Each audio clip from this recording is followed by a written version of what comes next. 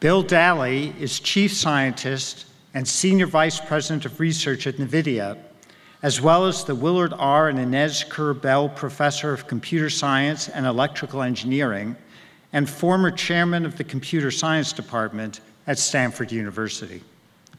At NVIDIA's GPU Technology Conference in March, Dr. Daly described how he translates research to serve the world. I spent time surveying a lot of other industrial research labs and found that most of them do great research or have huge impact on the company, but almost none of them did both. So I set as a goal for NVIDIA research to walk this very narrow line between these two chasms, either of which will swallow you, to try to do great research and make a difference for the company. Dr. Daly earned a PhD in computer science at Caltech, designing the MOSSIM simulation engine to provide the computing power required to verify complex VLSI chips.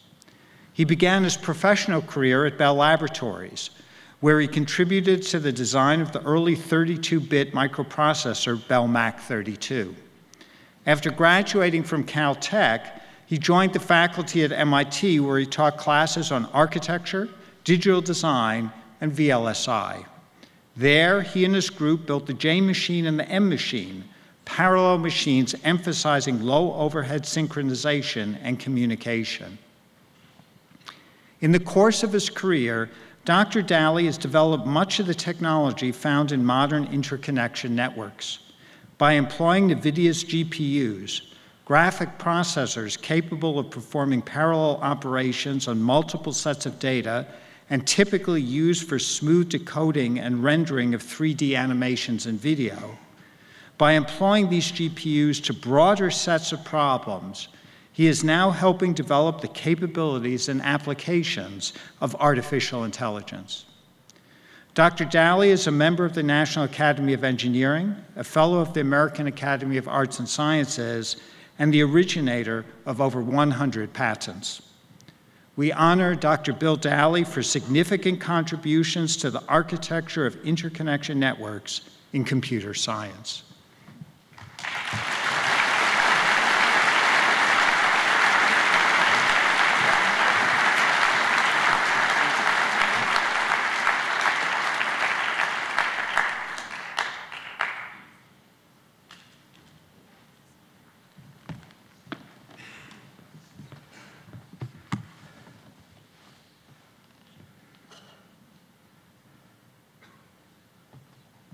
Well, thank you to the Institute, to the committee, to everybody responsible for the award. I'm honored and humbled when I look at the list of past recipients. It's just wonderful to be included among them, and I'm hoping somebody didn't actually make a mistake there.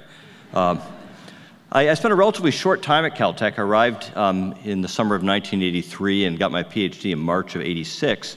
And I have few regrets in my life, but one of them is I didn't find some way of stretching that period out. I could have found many ways of delaying my completion of my thesis and spent more years here, because it was really one of the best times of my life. I was mentored by great people. I had a lot of great friends, and just generally had a good time pursuing science. In many ways, I sort of came to Caltech, I think already a pretty good engineer, but I thought the way an engineer thought about how to build things, how to take what knowledge existed and apply it to solve some problem. And both the culture and the mentors I had at Caltech really changed me to think more like a scientist, rather than to think about taking existing knowledge, to think about where are the gaps in existing knowledge and how can I plug them. And there's things I think that are unique to the Caltech culture, and some of it comes from the size. The attitude was, because Caltech is very small, we should focus on the really big problems and making really large jumps forward, and leave those other places, the MITs and Stanfords and the like, to solve those little nitpicky things that anybody could do.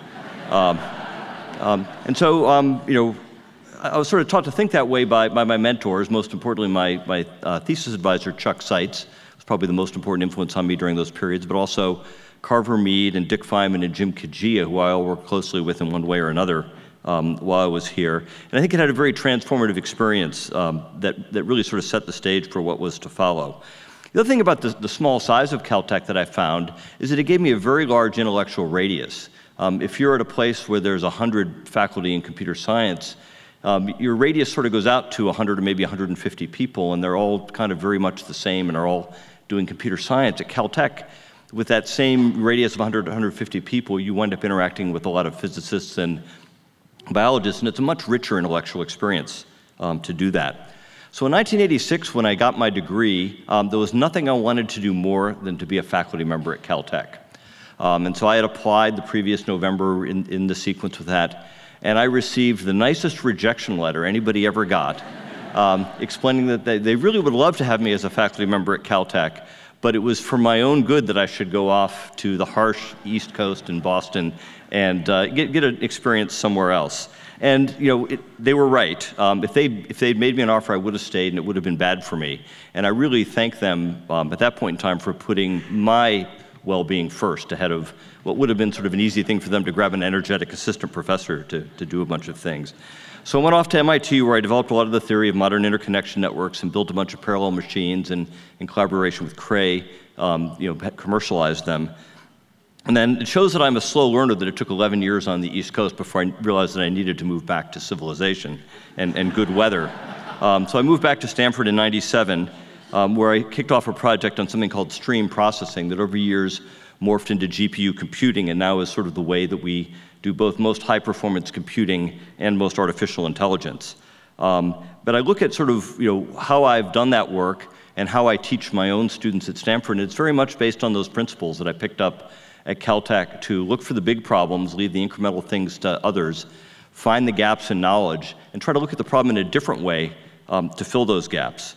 So to close, I'm honored to be included in this very illustrious group of people, and I always feel very honored to be a member of the Caltech community, and I thank Caltech for teaching me to think like a scientist.